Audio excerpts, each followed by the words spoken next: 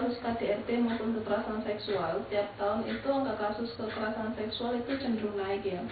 Cuman kalau untuk berapanya mungkin nanti bisa dicek di web kami atau di blog kami, coba dicek nanti angkanya berapa. Yang pasti, yang jelas angka kasus kekerasan yang lagi tren itulah kekerasan seksual yang korban usia korban adalah usia anak-anak.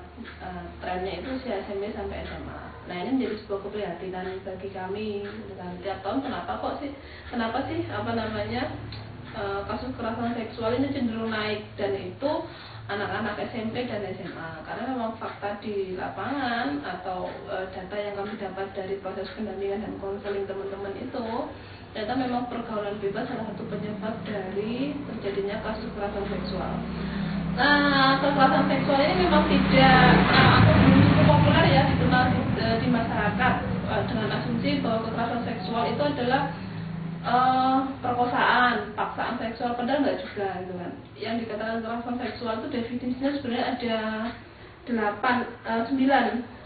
definisi kekerasan seksual, 9 bentuk kekerasan seksual, yang dimana 9 bentuk kekerasan seksual itu sudah terakomodir di dalam sebuah draft rancangan undang-undang penghapusan kekerasan seksual yang saat ini sedang digodok oleh DPR RI. Nah, ini masih kita dorong terus secara nasional agar advokasi terhadap RUU ini bisa segera disahkan, yang mana artinya ketika RUU ini disahkan akan menjamin hak perlindungan terhadap perempuan korban kekerasan seksual.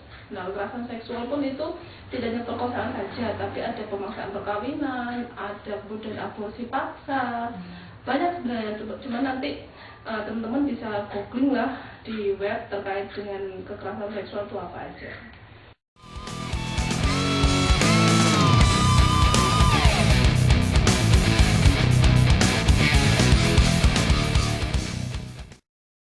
Nah, saya pikir undang-undang perkawinan itu dulu beberapa tahun yang lalu teman-teman jaringan secara nasional sudah pernah melakukan judicial review terkait salah satu pasal di undang-undang perkawinan adalah usia perkawinan itu.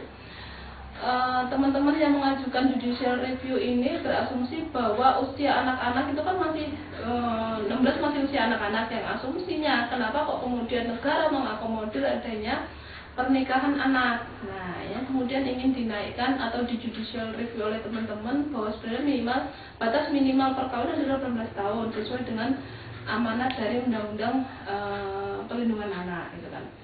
Tapi faktanya dari ke-9 hakim di MK, karena saya baca juga laporan dari teman-temannya, dari 9 hakim di MK itu menyatakan hanya satu yang menyepakati adanya judicial review. Nah, dengan banyak pertimbangan gitu kan.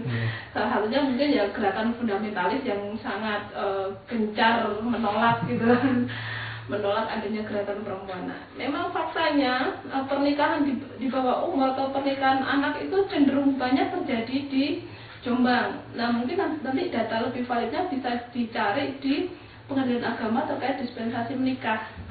Itu banyak permintaan tentang dispensasi menikah akibat dari itu tadi adanya kekerasan seksual. Artinya tidak hanya paksaan saja, tapi karena ada janji, ada tipu daya, ada rayuan, sehingga jadi persetubuhan yang dilakukan oleh anak-anak remaja di Jombang yang mengakibatkan kehamilan. Kalau pesan saya tidak bisa memastikan karena kami tidak punya data secara valid gitu kan. Cuman kalau data yang ada di kami semuanya itu memang tidak menikah.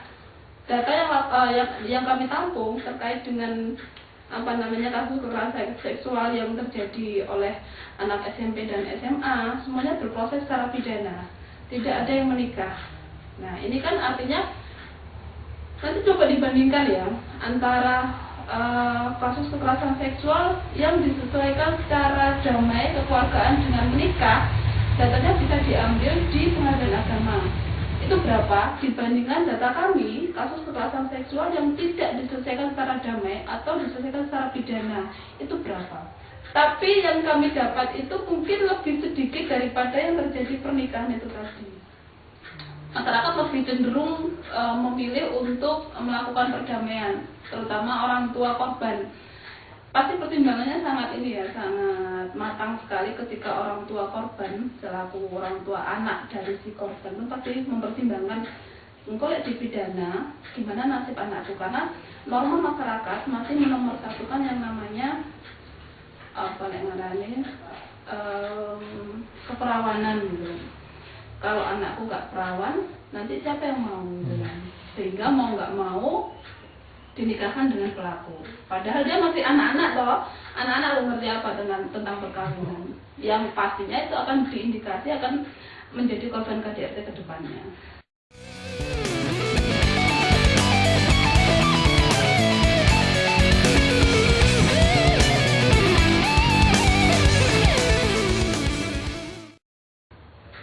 Penurunan ini fluktuatif angka kasus kekerasan yang dilaporkan. Kami pernah mengalami penurunan angka kasus yang dilaporkan ke kami. Tapi itu tidak membuktikan, tidak menunjukkan bahwa kasus kekerasan terhadap perempuan itu menurun. Justru saya beranggapan bahwa banyak masyarakat yang tidak mau melapor. Karena itu tadi, mereka tidak mau repot-repot berhadapan dengan hukum. Lebih baik diselesaikan secara damai gitu kan. Nah itu kecenderungannya memang ya terkadang naik, terkadang turun. Cuman tidak menjadi ukuran bahwa ketika itu turun adalah berarti kasus kekerasan terhadap perempuan di Jombang ini turun, berarti orang-orang itu gak melakukan kekerasan gitu kan. Justru sebaliknya gitu kan. Bisa aja kemudian wong ini nggak mau melaporkan, apalagi kasus KDRT dianggap aib, terus lebih baik diam, digebuk ibu Juni semua aib.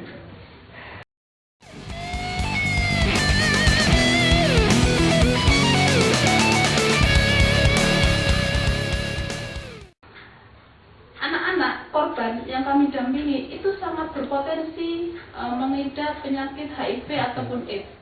Karena apa? Karena sejak dini, mulai dari SMP, bahkan ada yang SD, sudah melakukan hubungan seksual, gitu kan.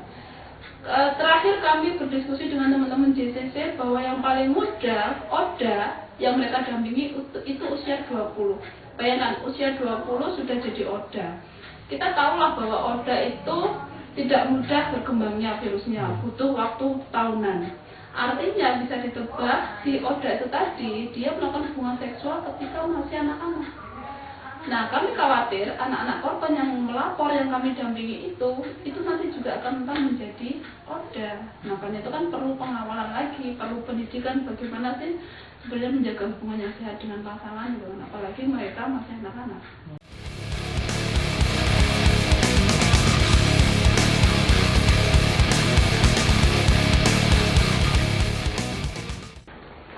Baik, Assalamualaikum warahmatullahi wabarakatuh. Saya AKP Hasran SHM Hum, Kasat Narkoba Polres Jombang, yang mana pada saat ini saya dimintai juga untuk data kasus narkoba untuk disampaikan dalam kegiatan diskusi publik yang akan dilaksanakan pada tanggal 8 Maret 2017 oleh teman-teman dari PNII Undar Jombang. Data kasus narkoba berdasarkan umur, pekerjaan, jenis kelamin dan barang bukti.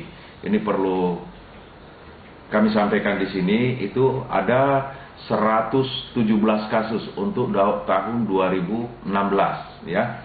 43 kasus narkotika, 74 kasus obat keras. Terus dari 146 tersangka, diantaranya 139 laki-laki, 7 diantaranya perempuan. Dan di antara yang laki-laki tadi, 139, ada 6 diantaranya yang masih berstatus anak. Ini yang perlu saya garis bawahi. Jadi ada 7 perempuan ya yang terlibat sebagai pengedar kasus narkotika.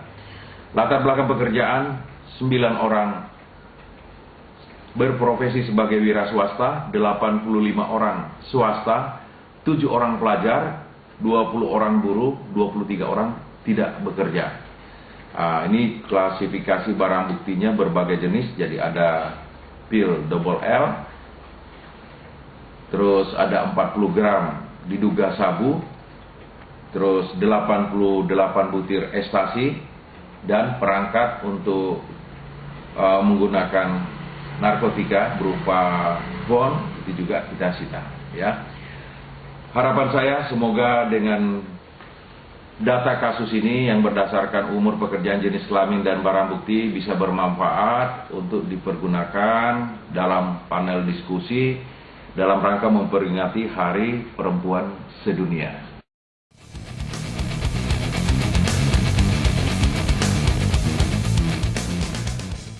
Ya, harapan saya mudah-mudahan untuk warga Jombang khususnya yang perempuan tidak ada yang terkait dengan penyalahgunaan atau peredaran narkotika. Bukan dalam arti tidak ada tetapi belum tertangkap, belum tersentuh hukum. Ini mudah-mudahan jangan sampai tersentuh hukum. Harapan saya lagi mudah-mudahan segera bisa berubah, ya. Itu mungkin data kasus yang bisa saya berikan, mudah-mudahan bisa bermanfaat. Wabillahi taufiq wal hidayah. Wassalamualaikum warahmatullahi wabarakatuh.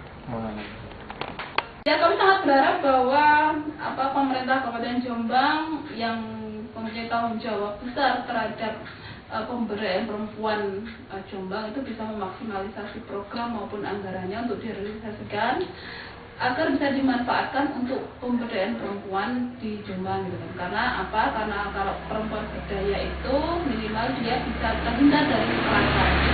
Kalau perempuan tidak pintar, perempuan tidak cerdas, dan perempuan tidak berani, perempuan akan rentan menjadi korban kekerasan. Nah, kami berharap besar bahwa pemerintah Kabupaten Jombang bisa terus mengembangkan program-program yang bisa dirasakan oleh perempuan Jombang.